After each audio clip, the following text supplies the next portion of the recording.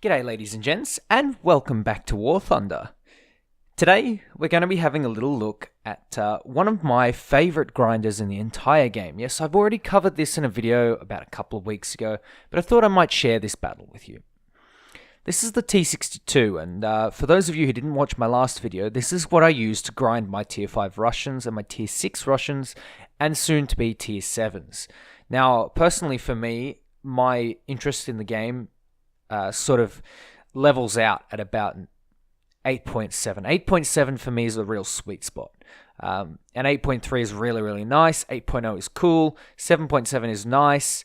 And basically, above 8.7, for me, the player base is rather strange. You get some really weird plays, like people camping the back of the map in a Type 90. You get some strange maps. It's not really my cup of tea. And this battle rating is particularly nice, particularly 8.3. If you compare it to 8.7, essentially the toughest thing you'll face in an 8.3 tank is a 9.3 tank, which is, in the case of the T62, not much. Not many tanks are 9.3. I actually can't think of one that is 9.3 apart from the T64A. There's nothing that quite comes to mind, and in fact, let me just bring the game up very quickly and have a look. Okay, so nothing for the Americans. Nothing really for the Germans. The Raketenjagdpanzer too hot, which is one of the things that the Germans have always had and something that's reasonably easy to counter. Nothing for the British. Nothing for the Japanese. And nothing really for Italy. The Centauro Remor and the Automatic. But that's really about it. There's nothing else that's really that significant that the T62 will face. Everything it can really just destroy everything if it needs to, and it's a very versatile vehicle. Not quite as versatile as the T55A, but personally, I think I'm going to have more fun in the T62 than I am the T55A M1. The T62 for me has always been that sort of support tank. It's always had the better gun, and it does have better shells. It has a better heat of shell, has a better APDS shell, and it has a slightly better just playstyle in general. It's more tanky than the T55 in the tree.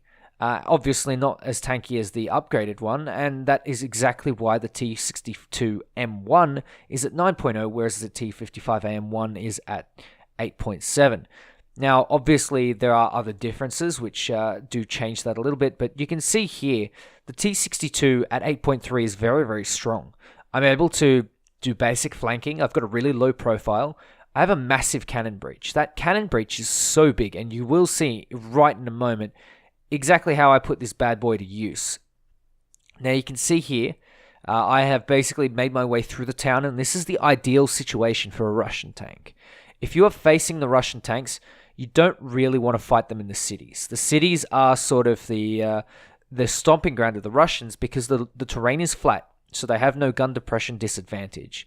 The terrain sort of evens out. The Russians have good ground resistance, and so they can maintain good speeds in cities, whereas over ridges and on hills, they tend to lose out a little bit. So the Russians have a really strong advantage in the cities, and you can see exactly what I mean by the ground resistance slowing down Russian tanks in the hills, whereas a Leopard, it wouldn't really phase it as much. This is one of the things that the Russians really struggle with, and the sort of city fighting is where they excel, and I think that's really nice. Now, what you just saw there was something that I think is quite ridiculous. The Type 74G shot me through the upper front plate and I survived. This is due to the really tanky nature of the T62, and despite it being a Russian tank, being able to penetrate it through the front with even heat of S shells, with even the 90mm heat of S from the M47, it's very, very easy to take a hit in the T62, which is, in my opinion, what puts it a cut above all the other Russian tanks. You see, Russian tanks are really susceptible to heat of S, and if you shoot them in the right spot, and even APDS from the side, the ammo rack positioning being right in the front behind the fuel tank and at the back of the tank is really, really easy to take out. The T-62 doesn't really have that problem. The T-62 is basically a step up from the T-55s. It's slightly improved. The protection is better. The profile is a lot lower.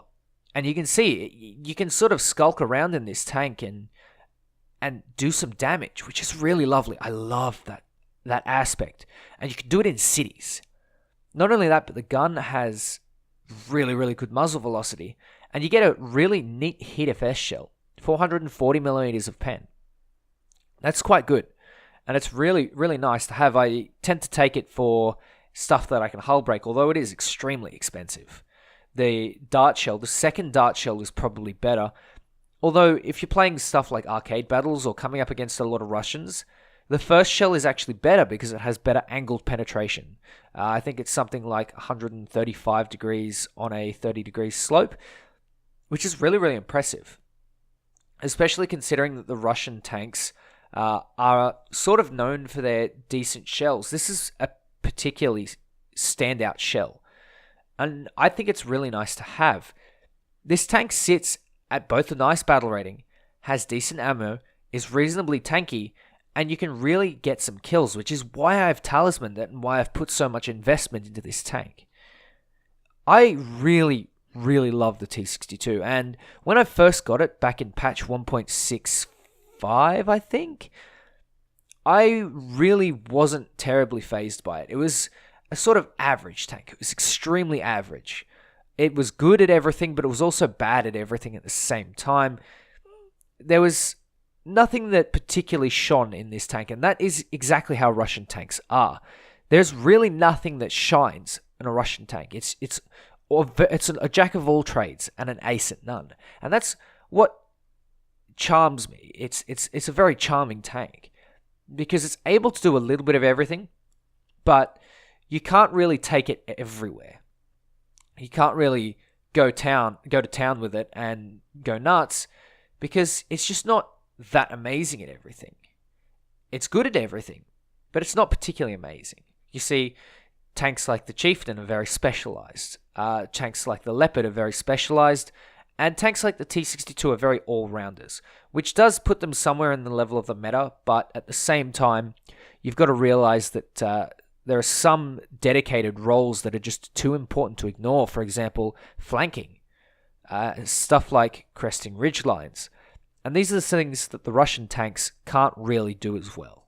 Of course, they can. They just have to expose more of the tank, which makes them a little bit more vulnerable, which means that you can shoot them a lot easier. And this is where the interesting part of the T-62 comes in. It has the best gun depression of any Russian tank. 6 degrees. Yes, that's right. It doesn't have a great gun depression, but you can still sort of put it to work where you need it to, and it's just enough to sort of get into those strange spots.